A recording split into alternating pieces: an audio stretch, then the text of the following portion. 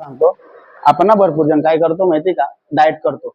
Diet करताना काय होतं माहिती, भरपूर जणांना नाही का मसल गेनिंग बी करायची राहिली ना तरी त्यांना फॅट लॉस करायचा आहे.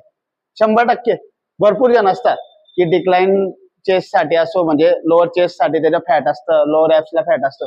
तर तुम्हाला ना मी एक सांगणार आहे. गाजर माहिती सर्वांना, गाजर आपण खातो. गाजर अशी गोष्ट आहे ना, तिला 2 पद्धतीने खाताय, एक सुक्क आणि एक बॉईल करून. तुम्हाला माहिती नसेल, बॉईल करून खाल्ल्याने काय फायदा वाटतो माहिती का, त्याच्यातली जी कॅलरी असते ना ती कमी होती आणि फायबर हाय होतो.